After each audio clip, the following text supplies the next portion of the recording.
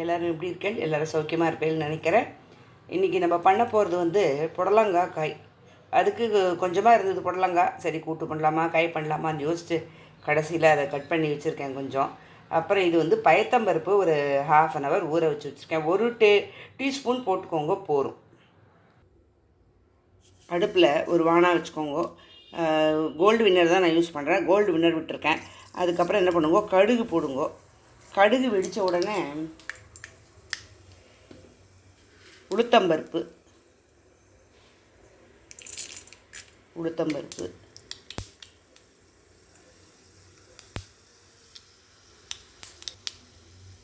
பெருங்காயம் கொஞ்சம், அதுக்கப்புறம் ஒரே ஒரு காஞ்ச மிளகா காரத்துக்கு போட்டிருக்கேன்.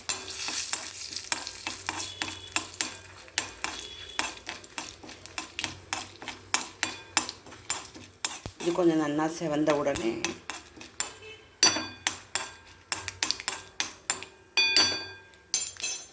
அந்த ஊற வச்சுருக்கோம் இல்லையா பருப்பு, அதை போடுங்க. பார்த்து விடுங்க, அந்த பருப்பு போடுங்க.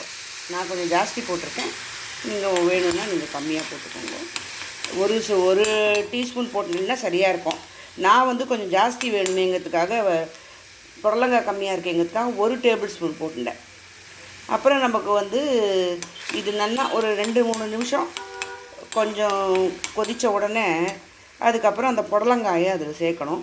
அப்புறம் உப்பு, தேங்காய் போட்டு இறக்கிட்டோன்னா நம்மளோட காய் ரெடி ஆகிடும். புடலங்காய் காய் ரெடி ஆகிடும்.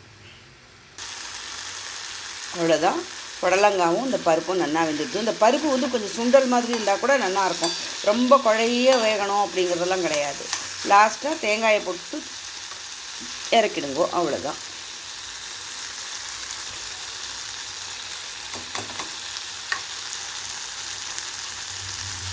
தேங்காய் துருவுறது வந்து மிக்சியில் தான் போட்டு அரைச்சிருக்கேன். நான் அப்புறம் உங்களுக்கு சொல்கிறேன். ஏன்னா அதில் 2-3 டைப் ஆஃப் இது இருக்குது தேங்காய் துருவுறது. எனக்கு உட்காந்து துருவ முடியலங்கிறதுனால நான் வந்து மிக்சியில் தான் போட்டு பண்ணியிருக்கேன். நான் அதை வந்து உங்களுக்கு நான் அப்புறம் சொல்கிறேன். நம்மளோட காய் ரெடி. இது வந்து நல்லாயிருக்கும். குழந்தைங்களுக்கு கொடுத்தா அந்த பயத்தம்பருப்பும் உடம்புல சேரும். Thanks for watching my channel. Subscribe me please. புடலங்காய் காய் ரெடி. இது வந்து ரொம்ப டேஸ்ட்டாக இருக்கும். எல்லோரும் சாப்பிட்டு பார்த்துட்டு அப்புறம் சொல்லுங்கள். இது பீன்ஸில் பண்ணலாம், அவரைக்காயில் பண்ணலாம், சவுச்சவில் பண்ணலாம். எல்லாத்துலேயுமே நீங்கள் அந்த பயத்தம்பருப்பு ஆட் பண்ணிங்கன்னா உடம்புக்கும் நல்லது, ரொம்ப டேஸ்ட்டாகவும் இருக்கும். ட்ரை பண்ணி பார்த்துட்டு எனக்கு அப்புறமா நீங்கள் சொல்லுங்கள். தேங்க்ஸ் ஃபார் வாட்சிங்.